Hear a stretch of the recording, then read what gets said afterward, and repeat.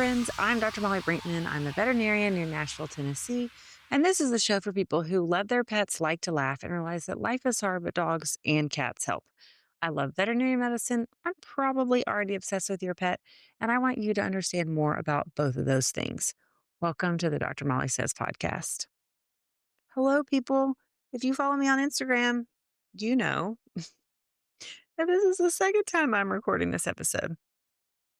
If you've been here a minute, you might notice that we've done most of our episodes in a barn in a big fluffy pink chair, which I love. But I live in Tennessee, and it is right now really late at night, so hot outside still. So I recorded this last night, and I was literally melting, and my camera kept dying because it was overheated. So we I had to Harrison, the guy who edits my podcast, watch, and I was like, tell me. He was like, in 5 minutes, he was like, you got to redo it. You're melting. So anyway, we have moved to my living room. We're going to pivot with podcast location for right now. So for the time being, this is where we are. If you notice our friend, can you say hi? Oh, which is Dottie. Dottie's a sweet little puppy dog I am currently fostering.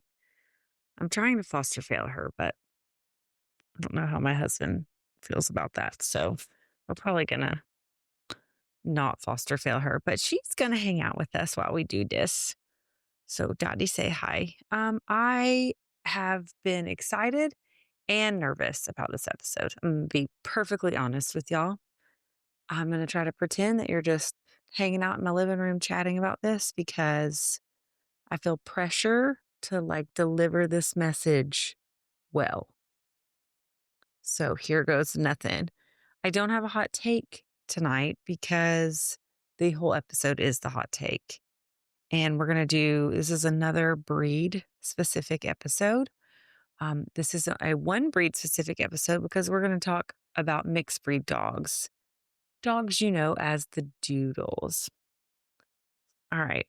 We're talking about the doodle on this episode of the Dr. Molly Says podcast. And the reason we're talking about the doodles there are several reasons.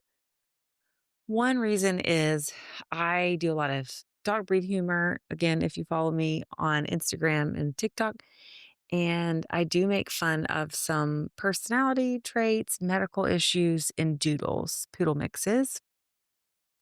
And it sometimes makes the doodle people mad. I have definitely been the recipient of the wrath of the doodle crowd on social media in the past. And that's okay. They're protective of their breeds. And so they've been mad at me before, and this may make some of them upset again. But uh, everything I say here, I just want to preface by saying if you have a poodle mix, a doodle, who is a wonderful dog who you love very much and is, the best dog ever, best dog you've ever had, I totally believe you. I know a lot of doodles who are really, really good dogs. I know a lot of doodles. I feel like I have some authority to speak on this because as a veterinarian who works in an affluent suburban place, I see all the doodles. I would say in our small animal general practice, of all the dogs that we see, I would have to say that at least half of them are some type of poodle mix or it's becoming that way. And so we see thousands and thousands of patients every month. And I do. I think at least half of them are doodles. So I see a lot of them. I see a lot of trends. And, I chat with my friends in veterinary medicine and I hear from you all who are in vet med. And we have a lot of the same thoughts about this. So we're just going to jump right in. Like we did with our last dog breed episode, I'm going to give you a little bit on the history of these dogs. How did the breeds originate? Where did they come from? And how to get here? And then we're going to talk about the good, the bad, and the ugly of these breeds. So the first poodle mix that was named as a breed was the Labradoodle. This line of dogs was bred in the 80s.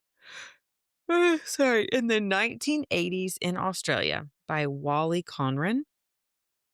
And the purpose of that line of Labradoodles that he bred were to be guide dogs that are hypoallergenic.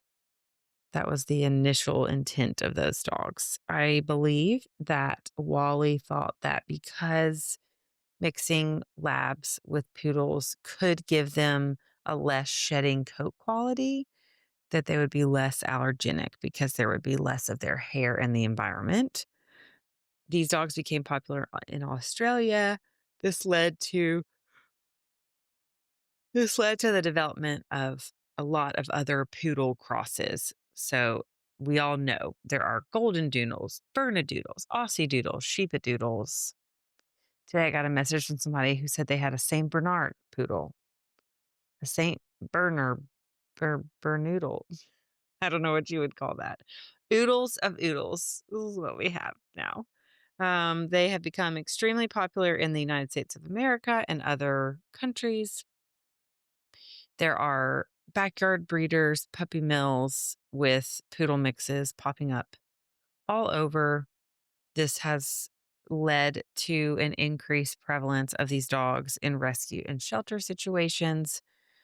These widely bred dogs are now contributing to the shelter crisis that we're experiencing, at least here in the US. I'm sure that's happening in other countries as well. These breeds are not AKC recognized currently.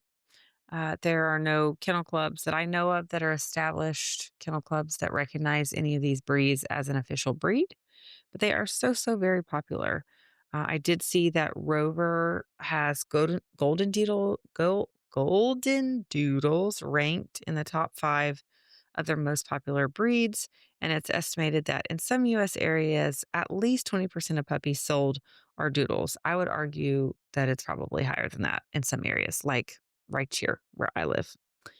So yes, they're very popular. There are reasons for that.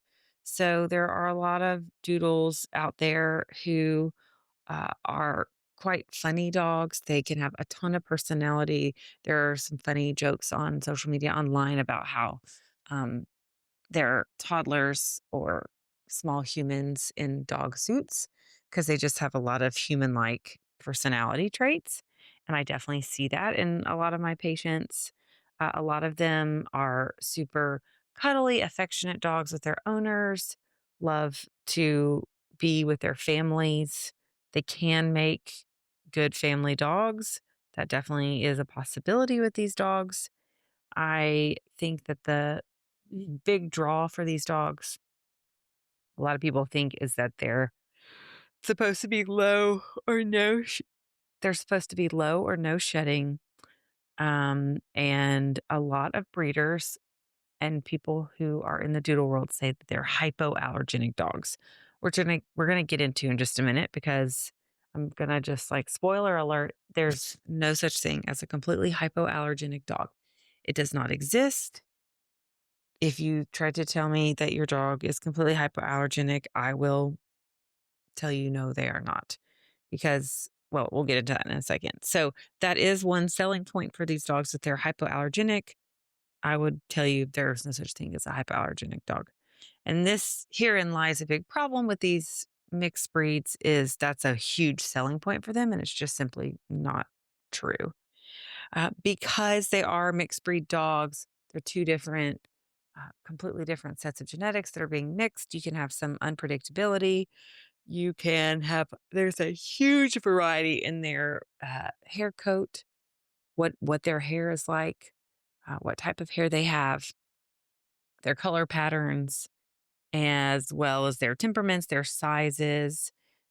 If you know anything in the dog world, you know that there are so many different types of poodle mixes. So we have medium to larger size poodle mixes. This is what I traditionally think of when I say the word doodle.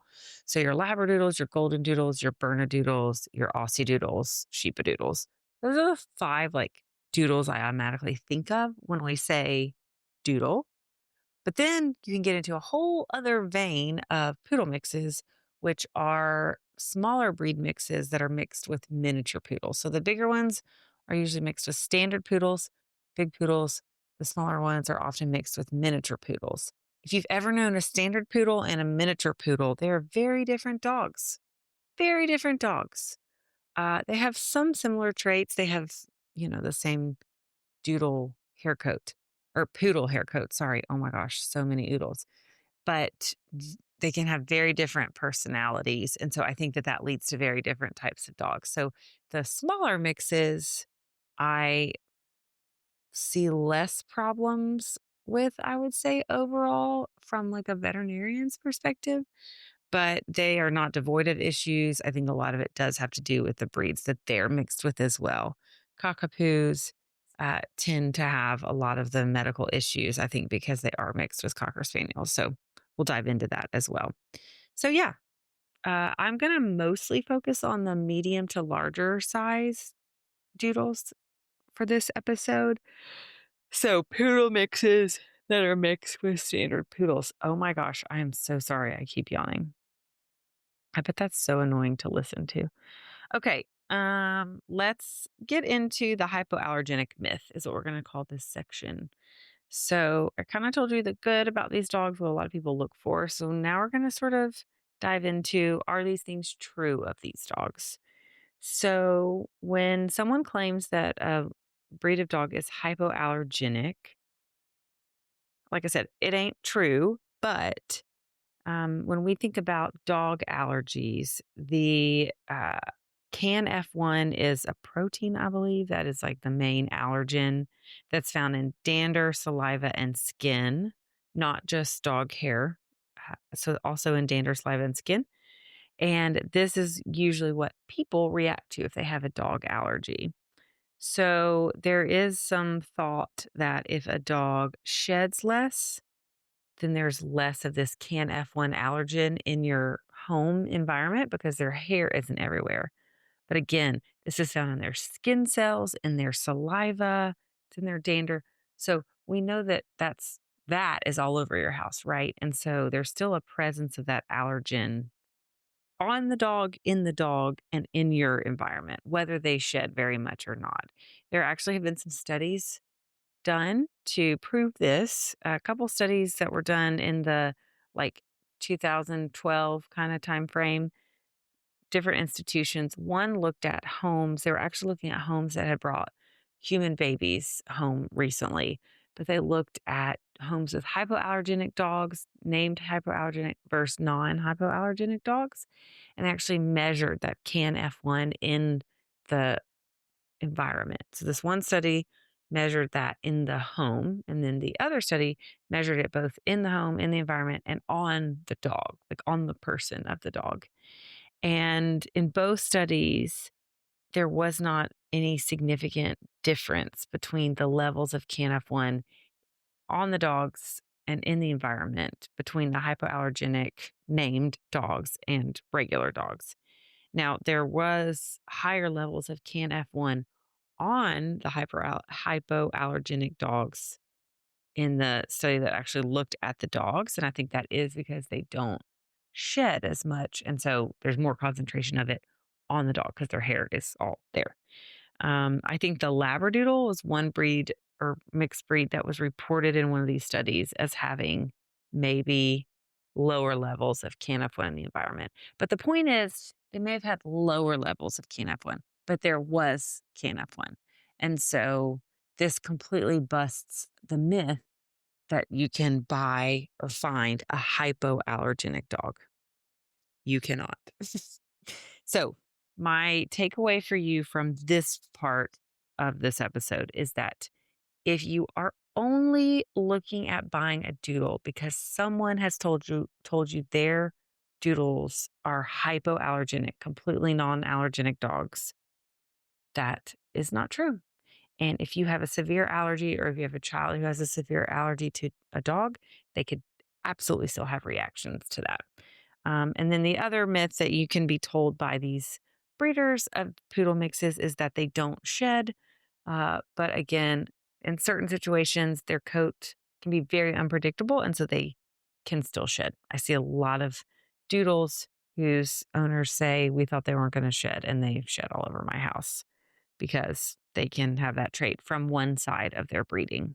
like labs and goldens, who we know are notorious for shedding like crazy. Cooper's hair is all over my house. All right, so now let's talk about the genetics of the doodle. This can get confusing. I don't pretend to really understand all of this either. But if you talk to doodle people, they may ask you, oh, is your doodle an F1, an F1B, a multi-gen doodle? And so here's what all of that means. So, like I said, a doodle is a poodle. We're going to talk about standard poodles mixed with another dog breed. So, if the two parents for a litter are one's a full breed standard poodle, the other one is a full breed, let's say lab or other dog, that's an F1 doodle. So, half poodle, half something else. F1. So then an F1B is where a breeder has bred F1 puppies, so half poodle, half other breed. And then they take those puppies that are half standard poodle and they breed one of those puppies with a full standard poodle. And so then when you do that mating, those puppies are 75% standard poodle. And so those dogs are more likely to have that curlier poodle coat, but it's also not a guarantee because depending on what markers determine coat uh, patterns, the 25% that comes from another breed can have dominant genes that take over and they can have the non curly and still shedding hair. I definitely see this. We see a huge variety of what doodles look like. Some of them do have that tight, curly poodle coat. Some of them have more of like a wavy, longer coat. And some of them straight up look like a golden retriever and they're a doodle. So it's very interesting. See a lot of different patterns. And then you have multi-gen doodles who are bred down multiple generations of doodles being bred to doodles. And there are some, I would go so far as to say there are probably a few doodle breeders out there who are breeding them that way. They're multi-generational doodles. They've bred them down the line, doodle to doodle. They've selected for certain traits. They've done really thorough testing, genetic testing, other types of testing to make sure they're not carrying health problems. And those dogs, I would say, are going to be more predictable. I'm going to also tell you that those breeders are very, very hard to come by, and we're going to get into that a little bit more later. So yeah, that hypoallergenic and non-shedding coat label that a lot of these breeders will slap on their website or their Instagram page or whatever, their Craigslist ad, it's marketing. It's probably not really true. So because doodles can be a mix of so many different breeds of dogs, there's a lot of unpredictability. Like I said, we can see a lot of different health issues and concerns. So I'm going to go over just sort of like what I see as a veterinarian really commonly in these dogs as health issues. And some of this is established, like there is some data behind some of this. So, orthopedic problems, standard poodles, and then labs, goldens, Bernese mountain dogs, Australian Shepherds. These are all dog breeds who are on the lists when we talk about orthopedic issues like cranial cruciate ligament tears, hip dysplasia, other elbow dysplasia, shoulder issues. These are all breeds that have those problems. And so when you put them together, that's going to persist. So we do see doodles with orthopedic issues. We can see cruciate disease, so cranial cruciate tears, hip dysplasia, um, other elbow dysplasia, things like that.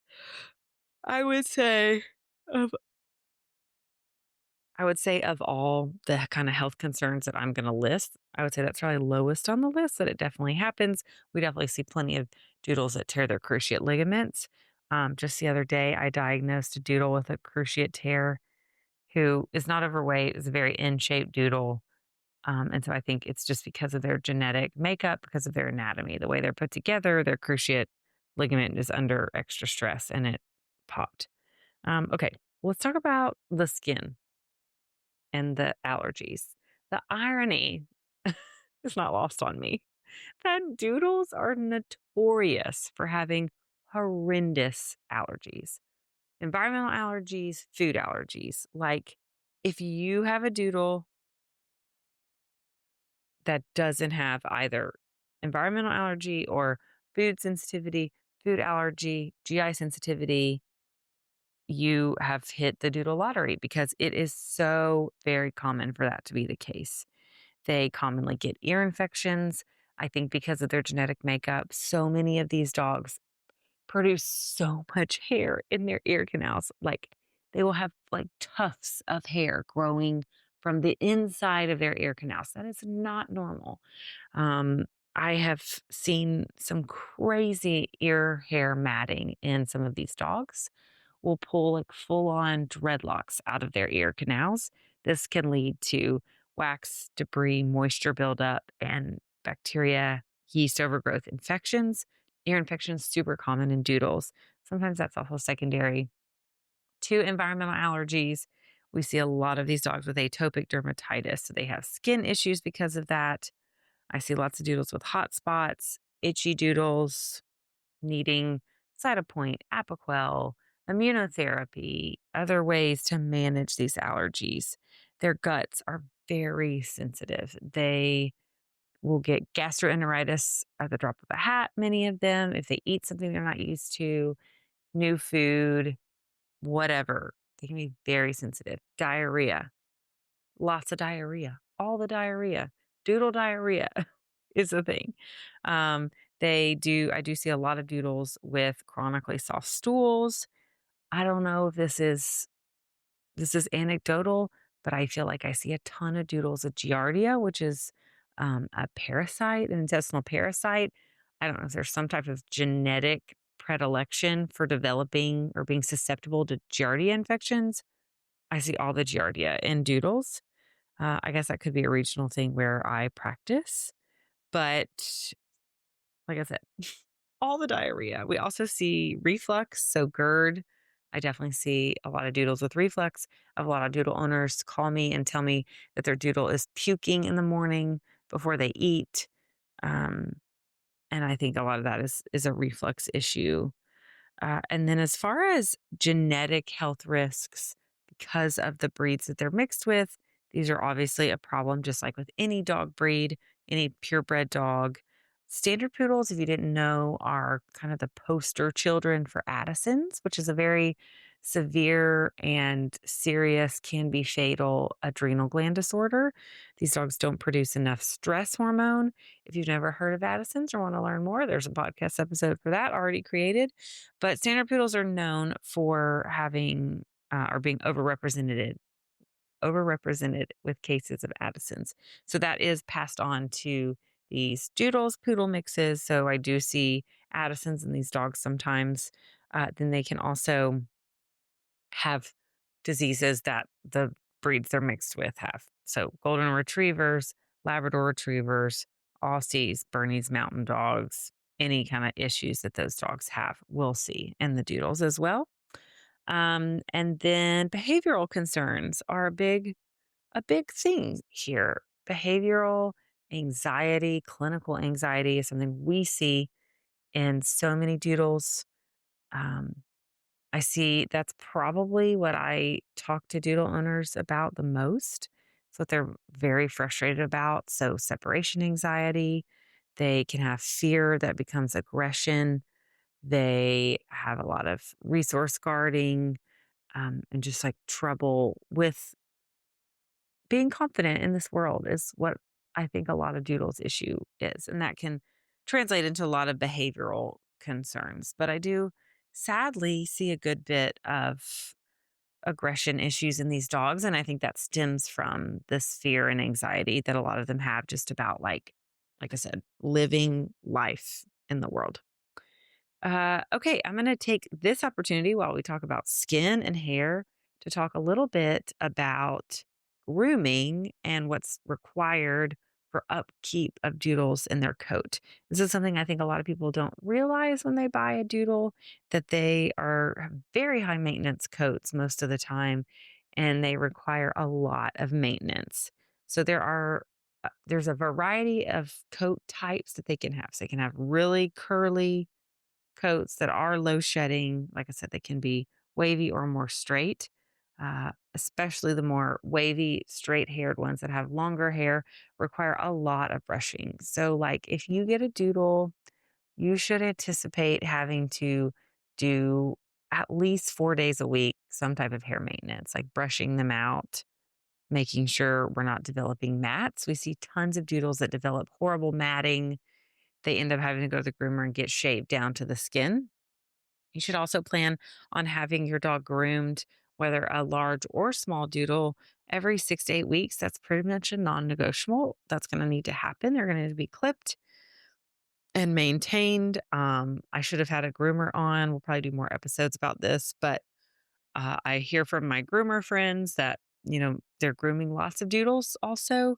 And they definitely have voiced frustration to me about how people don't know what they are signing up for when they get these dogs and they're not doing the maintenance they need to do. And so then these groomers have to shave these dogs down to the skin. They have to shave them down to little naked rat doodles. And the owners are not thrilled about that either. Okay. So those are a lot of those are really the main concerns. There's a long list with doodles. Those are the things that if you have a doodle, you buy a doodle, you adopt a doodle, adopting a doodle, same kind of risks you take on. Those are the issues you're going to encounter. I would say you're going to be in the vet's office significantly more than the average dog owner. I think you can expect that. I think these dogs really should have pet insurance if that's possible for you. I think that helps you a lot, helps the dogs a lot because there's less financial limitation to medical decisions that you make for them.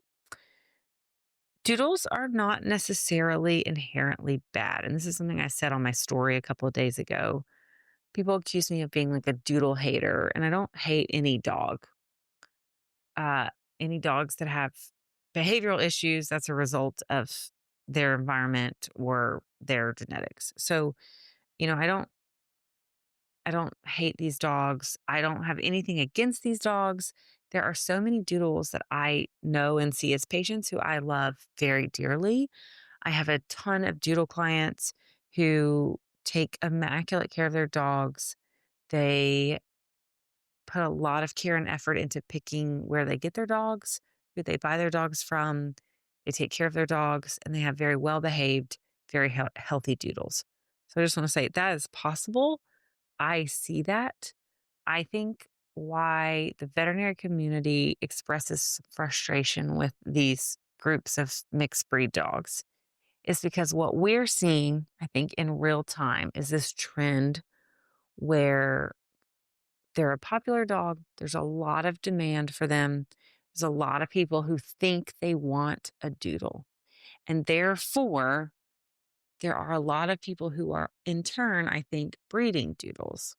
The problem with that is these are what we call backyard breeders. So a lot of these doodle breeders say that they're a family breeder. They just do this on the side, like kind of for fun, or they had a doodle. They got a doodle that they really, really loved, and they just decided they were going to breed that dog because it was a really good dog.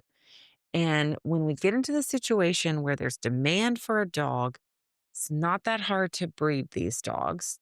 Doodles usually can have their own puppies. They don't require C-sections a lot of the time, like, say, a Frenchie breeder does. And so, a lot of people are capable of like having two doodles or a poodle and another dog and letting them breed and being a doodle breeder. So I think it's easy to be a doodle breeder and not a good one, but it's easy to breed doodles. And that also in turn makes it easy to buy a doodle. And I think herein lies the problem. I think there's a lot of people who have the desire to find a good dog. They like the appeal of a hypoallergenic or low shedding dog. They hear people say this can be a great family dog and they want, to get a cute little puppy for their kids or their family, which like that's great and fair, but then it's really easy to go buy a doodle puppy. And this is what I've been saying is that it's too easy to get a doodle. And so, like for example, here where I live, Franklin, Tennessee, very affluent, very suburban place. There's a doodle everywhere you look. And there's a doodle breeder everywhere you turn. And so, if my friend decides they want to get a doodle puppy, they could probably have one tomorrow if they look online for 5 minutes. And so, this accessibility to these dogs is a problem. They're expensive. I see a lot of doodle breeder paperwork around here, and people tell me they spend $2,500, $3,000, $5,000 on these doodle puppies, and it's like this competitive pricing that really doesn't make any sense. And people here can afford it, so they pay it, and that also encourages these breeders to keep having litters because if they have 7, 8, 10 puppies and people pay $3,000 a pop, that's up to $30,000. Dogs can have puppies every couple of months, and so you definitely see these breeders get into hoarding situations because it's just too easy to keep doing. And so this is a real problem. And the reason veterinarians and veterinary technicians and vet assistants and CSRs have a voice about this is because we see the negative effects of this. And what I always tell people is again, I don't have anything against these dogs. Some of these doodles are lovely. But when I see families, I care about humans too. I love my job because I get to know humans too. And I do. I see so many people just like defeated in the exam room. I can't tell you how many times I felt like a therapist talking to someone about their doodle, a really worn out mom who has 2 or 3 kids at home and this doodle who is pooping all over her house and stressed to the max and ate a sock last week and needs foreign body surgery and has to go to the groomer every 6 weeks. And I can't tell you how many times I've had these moms and men and women sit in my exam room and like on the verge of tears because they're like, this is not what I thought I was getting. And so we see that. We see I mean, there is hurt involved in this. And, it's hard to have a dog that's hard. It's hard to have a dog that's not enjoyable sometimes or has all these issues or is a big financial burden.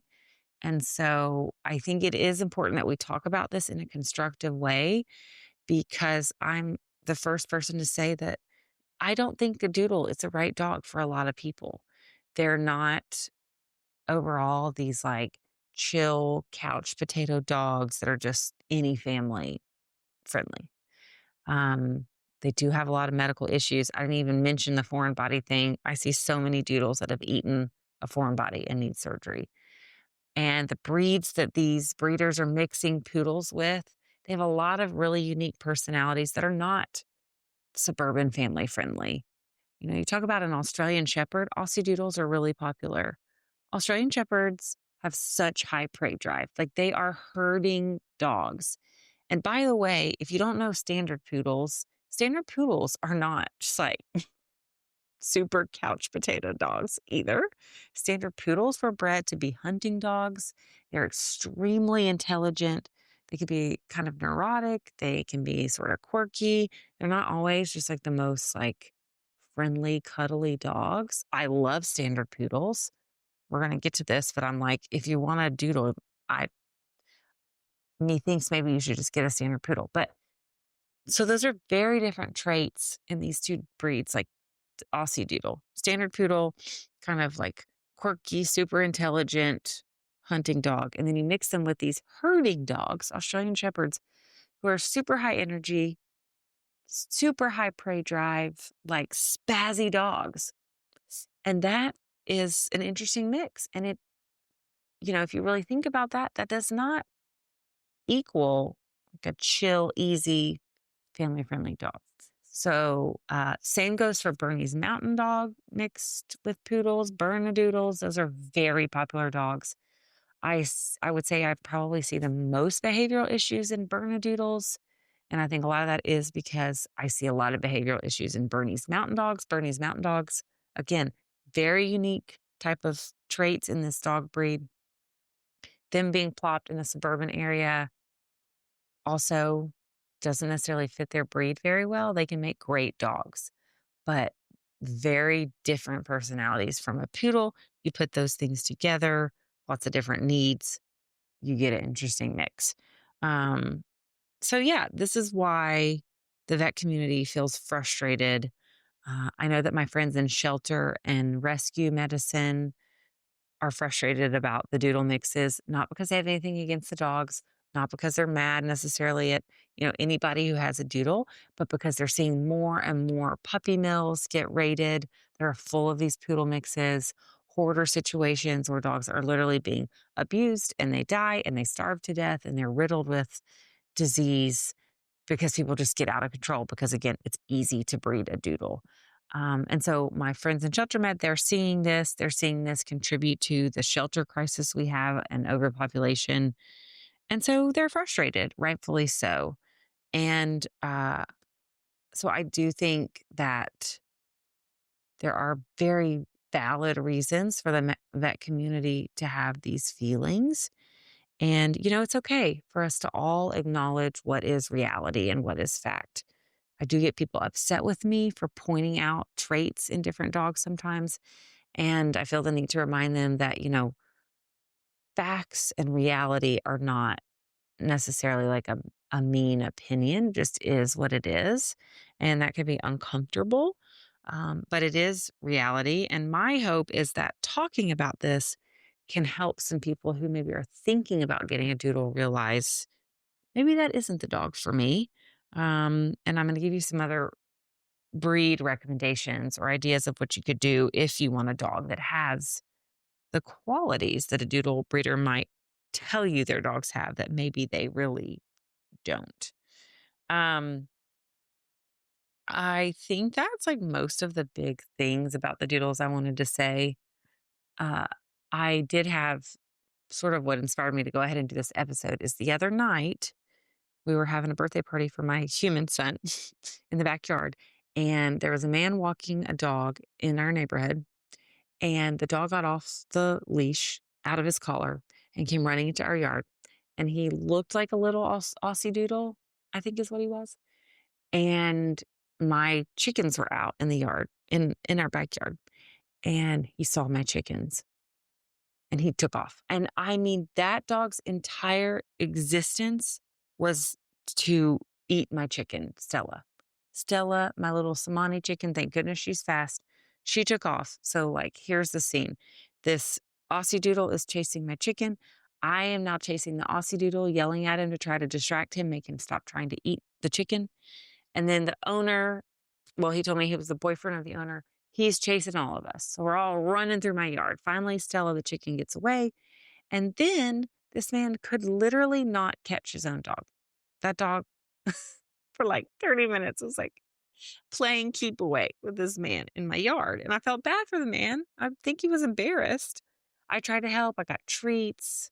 That dog was like, no, we're not, you're not catching me today. So the dog, at one point, it took off towards the road. I'm like, oh my gosh, it's going to get hit by a car in front of the veterinarian's house. Finally, the man was just like, I'm just going to walk home and I think he'll follow me. So that's what he did. He started walking and the dog, like, sort of zigzagged, followed him out of my yard. I assume they got home. But it sort of inspired me like, okay, we need to go ahead and talk about this because clearly I just don't think those people, I mean, I don't want to make a judgment, but like obviously this dog has a very high prey drive, cannot be controlled, didn't have a proper collar on. And it was just like perfect example of how a lot of times people who have these dogs don't know what they're signing up for, don't know how to, maintain them, don't know how to take care of them, and also don't know how to like enrich those dogs' lives, right? Like a dog that's half Australian Shepherd, like they need to do things. They need a job. Like they're hurting dogs. They need to go do something. They need exercise. A lot of these dogs need a lot of exercise, not just like a 30-minute walk around the neighborhood once or twice a day. That doesn't count for a lot of these dogs. So they need activity, they need enrichment, they need exercise. And I do think that a lot of their behavioral issues that we see are very common. I do think a lot of those are also a result of this mismatch. There's a mismatch in the dog and what the dog is and the home that it gets put in. When you have a mismatch of those two things, it's a recipe for behavioral issues because the dog is frustrated or not stimulated, doesn't have enough enrichment, doesn't have a job. Again, I think these dogs need a job and then they're not confident and they are stressed and they can be neurotic. And then a lot of that can lead to aggression.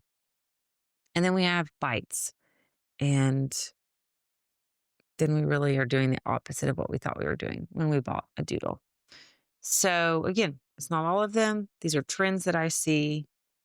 And I think we can I think there are ways that we as like dog vet community can sort of steer this ship in a better direction. So I do want to take a few minutes to talk about that. And then I got a bunch of comments in a question box from my followers about this. So I'm going to share some of those thoughts. But I know this feels like a little bit negative. It's not negative, it's reality. And so I want to talk about so those are the problems. Maybe here's some solutions. So I do think we can, like I said, steer the ship in a better direction. Number one, I think if you think you want a doodle, that's fine. That's great. I think you should do a lot of research into several things. One, once you decide you want a poodle mix, and you know what dog breeds you want that to be mixed with, I think you should do a lot of research about both dog breeds that are a part of that genetic mix. I think it's important that you understand what are the traits of the dog breed that's being mixed with the poodles, what are their needs, does that fit your lifestyle? And then another thing to consider, super important, is can you take on the financial responsibility of a doodle? Like I said, they are more prone to a lot of these health issues. And so, one, a lot of them cost a lot to buy. That is not where the big cost ends.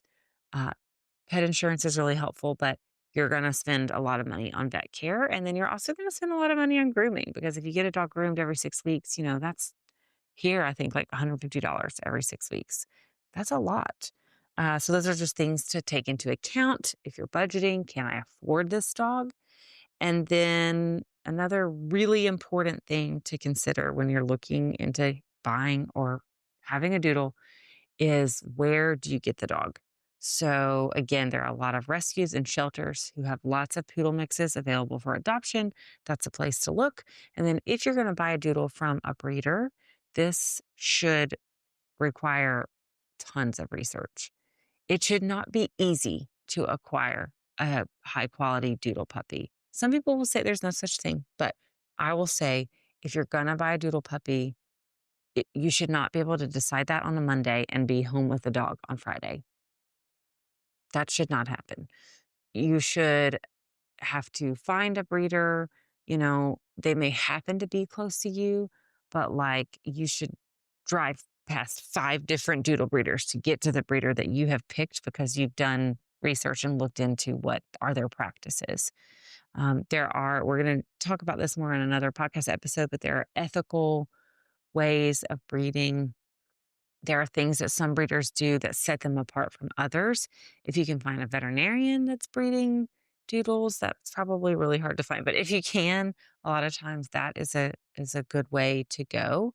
But you're going to want to find a breeder who does in-depth testing, genetic testing on the parents of the puppies. I would absolutely not recommend anyone buy a doodle puppy if their parents are not OFA tested and other genetic testing for different traits. OFA is a way to like basically say that this dog, take x-rays of this dog's hips and knees as well, and send them to a third party full of veterinarians, radiologists who look at those x-rays, and they have all these algorithms to basically say what's the risk of that dog to have hip dysplasia, and then that translates into passing that down or other types of orthopedic disease. So these dogs should absolutely have orthopedic testing done. OFA, pin hip is really great place to start. They should have genetic testing. There's testing for eyes, heart, orthopedic issues. The more testing, the better. There are genetic testing panels that can be done as well now to rule out, genetics that predispose them to different medical issues. So if you reach out to a doodle breeder and you ask them what genetic testing they do, if they have nothing to tell you, if all they say is like one saliva panel that they send out to like a big generic company, that does not suffice. There should be a lot that's happening before these dogs are bred. They should be bred after at least they're like 2 years old. The number of litters that the moms have should be limited. These breeders should not have like multiple litters ready to go at the same time. I would venture to say that if a breeder's sort of like advertising is that they're just like a family breeder on the side, that is a red flag. That is not someone who's putting a lot of research and effort usually into breeding dogs. But again, you can ask them about what testing they do. You're going to want to look at genetics of their dogs. They should be very open about what they're doing. And I would always advocate for using breeders who are pro veterinary medicine, breeders who are not going to tell you, not to do a lot of the things that your veterinarian recommends. Um, and so that's really hard to find. And so that's one way I think that we as dog communities can, like I said, steer the ship a little bit away from where it's going. You have to be selective about where you buy a dog. Please do not find a random breeder on Craigslist. Please do not go to these, like a lot of Amish communities will breed dogs a lot and have these sort of puppy mill situations. We see a lot of that here, and we see a lot of issues in those dogs. So, a lot of these families that breed dogs, they seem like really nice people. They probably are nice people, but that doesn't mean they're good dog breeders, and it doesn't mean they're doing that in an ethical way.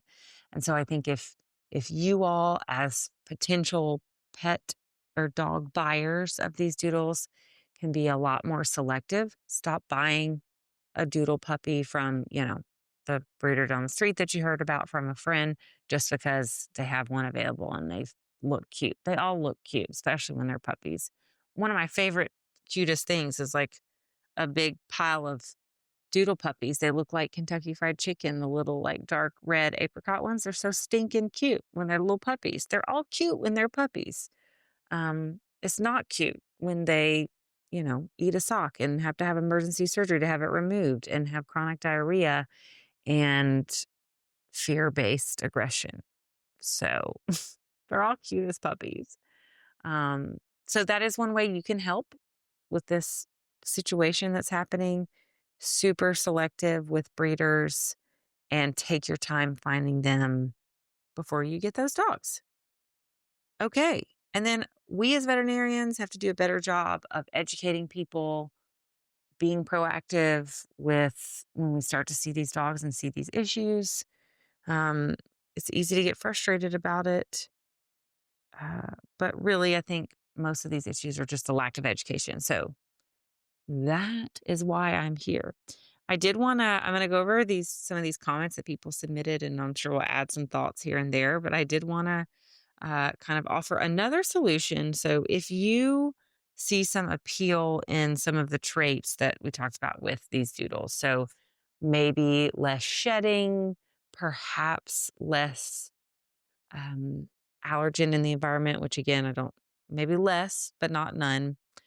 And that curly coat, if you like that look, if you like what doodles look like, I was going to just tell you there about some other purebred dog breeds if you're wanting to buy from a breeder that might be good alternatives to just a doodle. I'm going to just say a poodle. So I don't really, to be perfectly honest, I don't really understand, the phrase like it's not broken, don't fix it.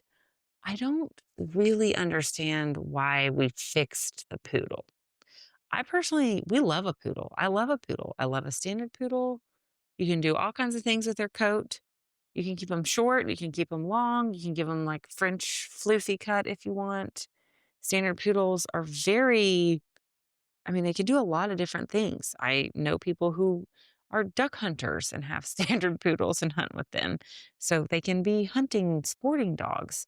They can be just like chill family dogs. They make great companions. They're super intelligent. I'm a horse girl and I know a lot of horse barn people that have standard poodles that run around the horse barn. They can be really cool dogs. We love a standard poodle, and they do have that curly coat that doesn't shed as much. So, yeah, maybe get a standard poodle. I think the reason people don't is because they're harder to come by. It's just too easy to get a doodle. If you want a smaller dog, I do like miniature poodles, toy poodles. They do have their own issues. They have horrible dental disease, but we love a toy poodle. We love a miniature poodle. They can be really uh, calm, mild mannered, chill companions. So, yeah, maybe we should just be getting miniature and toy poodles. So those are some alternatives. Some other dogs that you might have mistaken for a doodle. If you've ever met a Portuguese water dog, these can look like doodles, but they are a pure breed. They do have that curly coat. They're medium to large breed dogs. They are very energetic, like a lot of doodles, but they can make good family dogs, I would say, for active families, similar to doodles. Their coats also require a lot of care. I would say I think Portuguese water dogs probably have less matting issues with their coat because they do have just that purely curly coat. Another breed that gets mistaken for a doodle sometimes is the Legato Romanolo. I kind of laugh and think about how Portuguese water dogs and Legato Robinolos probably get together and complain about how they get mistaken as doodles all the time. Legatos they're kind of funny little dogs. I have a couple patients that are legatos, super high energy. They're definitely not for everybody. I'm thinking of one of my patients that's a legato. She has a very shrill, piercing bark. Um, they were bred to be truffle dogs, so they smell out truffles. They are smaller, so small to medium dogs. They have a very tight curly coat. They are intelligent. I would say they probably have less health issues than doodles because, again, they're a more predictable purebred dog. Again, they're going to be hard to find. It's going to be hard to find legato breeders. But in my mind, that's a good thing. Um, and again, they have the same sort of hypoallergenic reputation. No such thing as a completely non allergenic dog, but they shed less than a Labradoodle probably, or some Labradoodles, and they're still gonna need that coat maintenance. And then there's other terriers, different types of dogs that can check some of those boxes. I love like a miniature schnauzer. I think that can be a good alternative. All these dogs have some issues, right? But anytime we talk about a purebred dog coming from a breeder who is doing things in an ethical way, you're just going to get a lot more predictability. And then if you go find a little scruff like this girl, you can find a lot of these cute little scruffies. She doesn't really shed at your local shelter or rescue that can check a lot of the same boxes as a poodle mix is going to. Another breed I thought about are Basenjis. Again, not a very well-known, abundantly available dog breed, but they don't shed much. They have a short coat. Basenjis seem to be sort of like, I don't know, clean dog. Like their coats are short and I don't know, not a lot of shedding. Seems like they check some of those boxes. They're very quirky dogs. I love a Basenji. They kind of have like a cat-like personality. So again, not for everybody, but maybe better for people that are sensitive to dander and KNF1 proteins. Um, yeah, those are some dog breeds maybe you think about instead of supporting the doodle craze and opening yourself up to some of those issues. Okay, those are my personal thoughts on the matter. I'm going to share some comments. I don't know how much time we have for this, so some of this might get cut out. But I put up a question sticker on my story, just like, what are y'all's thoughts on the doodles? And I think I looked, 12,000 people saw that story. And I think, I don't know, I have hundreds of responses. So I just saved a few of my favorite, wanted to make sure I cover what a lot of people think. So there's good and bad in here. Okay, Stacy is a vet, and she said that time a client got a Sheepadoodle puppy, and I started talking about grooming, and she got very confused and said she read online that they were really low maintenance. There's a lot of false advertising out there from these doodle breeders as well. I think a lot of our frustration is with some of the breeders because they honestly lie to people and say, oh, these are super low maintenance dogs. They're not low maintenance dogs. Okay, Rebecca said, I love my doodle. So funny and personable, just like the last one I had for 13 years. This is something I hear a lot. I have a lot of doodle owners who are like, I've had doodles for a long, long time, and they're the best dogs ever.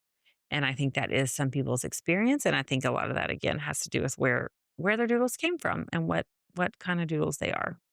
All right, here's a less common opinion from Macaroni RVT, my friend who's a vet tech. He said, I'll take doodles over Frenchies, German Shepherds, Aussies any day. Unpopular opinion. I would say that's a less common opinion, but I think, you know, we've already talked about Frenchies. There are a lot of issues there. German Shepherds, we're going to cover that breed eventually. And he said, I'll take doodles over Aussies. So I would want to know, what do you think about an Aussie doodle? Okay, Honest Vet Nurse, another friend in vet med. She said, they love a foreign body. Often people get them right before they have kids and then they eat baby socks. That is true. Hide your baby socks, hide your baby toys, hide your pacifiers, hide your diapers. Because if you have a doodle and small children, they're going to eat those things. And then I'm going to be cutting them out of them. So, why? Okay, this is Cowaheaton. Sorry, sometimes these handles, I don't know how I'm supposed to say them. They said, why are they so good at hunting and killing groundhogs on a farm? My answer to that is because they are bred with hunting dogs and dogs with high prey drive. And so that is no surprise that these dogs are very good at hunting and killing small mammals. So, something to remember. Aaron said, lots to say, but mainly they are high energy and most owners don't seem to know how to handle them.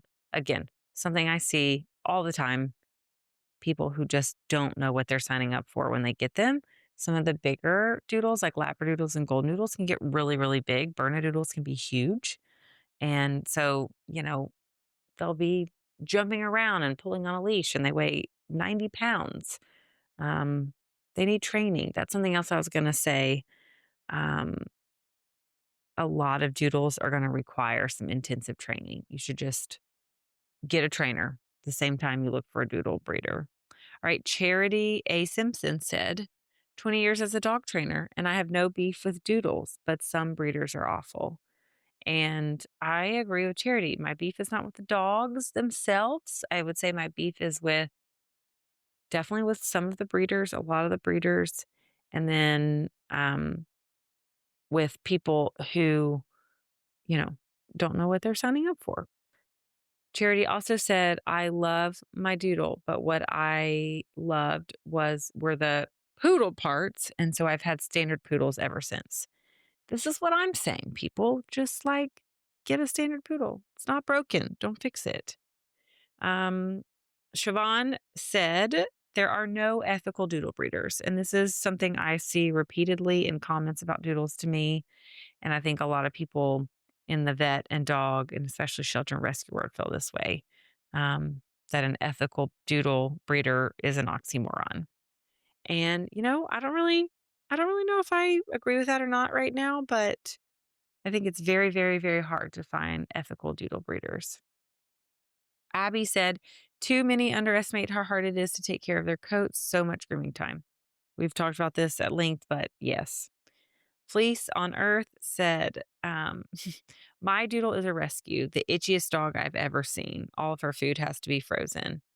Her food probably has to be frozen because we're worried about dust mite allergy. But yes, even if you rescue a doodle, goes for you too. You have to make sure that's the right dog for you. Itchiness, allergies, very common in these dogs. Salty Beach said, Salty Beach said, the cost is just a down payment, so many medical issues and severe ones. I love this phrase, the cost is just a down payment. This is something that's really important to remember. I can't tell you how many times I hear this is frustrating as a veterinarian to hear. I will have pet owners be in the room and say, "Ugh, I spent so much money on this dog. I can't be paying for all these medical issues." And yeah, so that's also something to think about, right? So if your total budget on what you can spend on a dog for the next 5 years is $5,000, maybe don't buy a $5,000 dog because that is just, like she said, a down payment. It's just where the cost of that dog starts. Okay. Anne said, is a mutt, I like this question, is a mutt going to be healthier than a designer dog like a doodle? Great question. And the answer is, I don't know. And it depends. When we say mutt, I think of, Heinz 57 from a shelter rescue situation, a dog that's a mix of different dog breeds. Both are going to have some unpredictability, right? And so that's not a rule. A mutt from a shelter is not necessarily going to be healthier than a doodle from a breeder. But I think it's somewhat equivalent of you're going to have some unpredictability there. I guess with a doodle, you at least hopefully know the traits of the parents. You have some genetic testing, but they're both mixed breed dogs. This is Ashton. She's a DVM. She says she wants new owners to know that grooming is non negotiable and they have sensitive tummies. And she's absolutely right. If you're going to buy a doodle, you have to take them, you have to go to the groomer. Unless you're a groomer yourself, you have to take your doodle to a groomer on a regular basis. I would say every 6 to 8 weeks. Okay. Jan said multi-generational Australian Labradoodle versus poodle versus any dog to be a doodle benefits. I guess again, like I said, anytime we're talking about the multi-gen doodles that have been bred over and over again, like that line has been bred, there's more predictability there. That's going to be probably better because of the predictability. And then usually when we start talking about breeders who like mix poodles with all these random breeds, those are usually more of your backyard breeders. They're just kind of, I wonder what'll happen if we put these two dog breeds together. That's often the case. And so again, not as much testing, not as much genetic predictability. I would always go with more predictability if you're buying from a breeder. Mom Boss said, I have two Bernedoodles. I raise Bernedoodles. They're easygoing. They love the car, cuddle, best dogs. I have a lot of comments like this. A lot of people really love their doodles. They wouldn't be popular if some of them weren't great for people. Um, Lowe said they have anxiety, fear, aggression, and it's genetic. Stop breeding the doodles with behavioral issues. I'm glad I read this because I did want to remember to say this. There is something such as temperament testing. So breeders can actually somewhat objectively do temperament testing with their dogs. They can breed for good temperaments. It's very important. It's something you should be asking a breeder about. Clean Beauty Within said, why do doodles love to eat socks even after surgery to clear a blockage? Again, yes, a lot of doodles eat foreign bodies, and for some reason they like socks. Julia, a vet, just said, doodles being the most common foreign body dogs I see in the ER. And my friends who work in ER would tell you the same thing. Earwax concerns, said Sue. Yes, we covered that. They have a lot of ear hair, a lot of ear infection issues. This is just part of the maintenance. Some of them have to get their ears plucked when they get groomed. Jacqueline said they're toddlers in a dog suit. I think this is one of the funniest theories on the internet, that these big doodles are just people in dog suits. If you haven't seen it, you should look it up. It's very funny. Okay, this is my friend Whitney, who's a client, and I love what she said. She said, general observation, the impact of not training a dog seems to be greater in doodles. And like, oh, yes, I think this is true. And I think it has to do with what I said. These breeds we're mixing poodles with, they need a job, they need enrichment, they need activity. And so when you take a dog like that and you plop it in a home where none of that is happening, because the expectation is that they're these just like chill family dogs who just need to go on a walk to be happy. Um, I think that that leads to even more severe behavioral issues. So I agree with you, Whitney. Hi, friend. Emma said, she's a vet tech. I have only been bitten by 3 dogs in my vet tech career in 4 years, and 2 out of the 3 were doodles. And I will tell you, we do. We see a lot of doodles at work where they need a nail trim or they're there for a visit or whatever they're there for. And we have to stop and say, hey, like this is too fearful for them. This is too stressful. We're gonna have to stop and come back with sedation on board or use chemical restraint, give them a sedative. It's very common and people do get bit by these dogs because of that. This person, Dusty Lynn Marie, said, I work in internal medicine where 1/3 of our patients are doodles with GI issues. LOL. Lots of GI issues. If you didn't know, doodle diarrhea.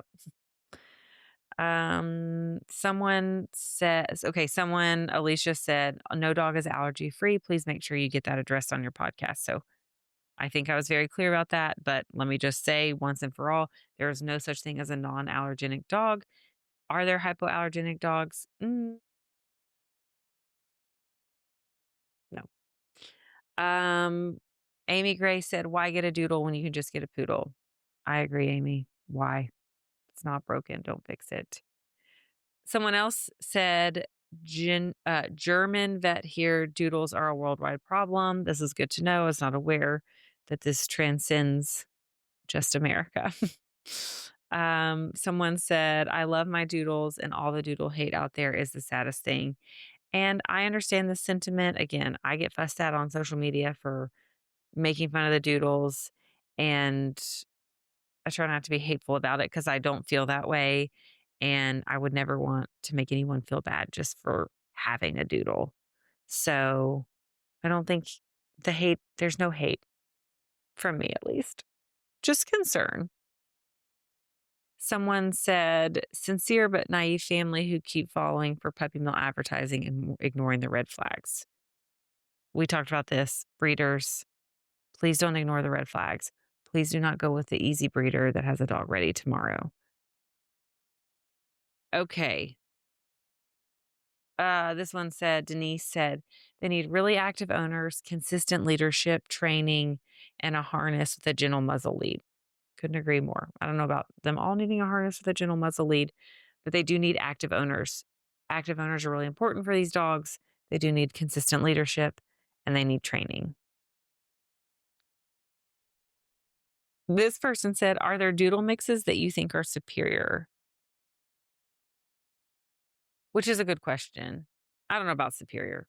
I don't really love that word, but I think in my experience, my opinion, in seeing all the doodles, I would say Labradoodles and Goldendoodles. I see more of those that are good dogs than any of the other like bigger mixes.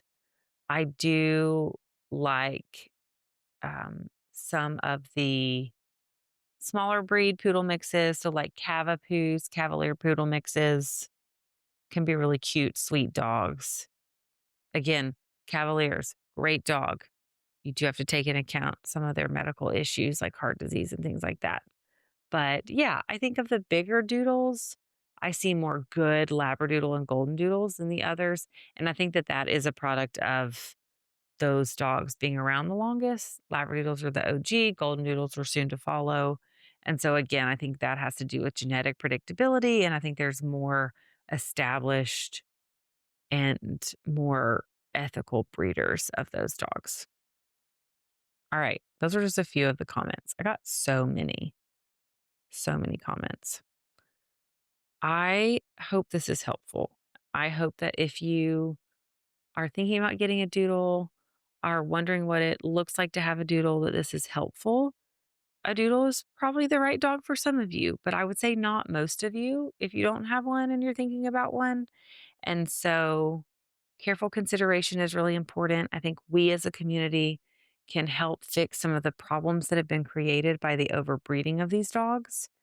And When we fix that problem or work on that problem, it does allow for the good doodles to shine and it will help with their reputation. So I do think we can make this better. And I hope this helps just a little bit. And again, let me just say, if you have a doodle, I love your doodle very much. And any of my doodle patients, I love and I treat them just the way I do any of my other patients. These are just observations and reality. And sometimes we do just have to face it. Okay. This has been another episode of the Dr. Molly Says podcast. You can find me on social media. We do have Dr. Molly Says Pod page on Instagram and TikTok where you can find clips of our episodes and links to ways to listen or watch our episodes. You can also find me on all social media platforms at Dr. Molly Says. Make sure you're following us. Make sure you subscribe, download our episodes, watch us on YouTube, leave a review if you'd like. And I will see you next week on the Dr. Molly Says podcast.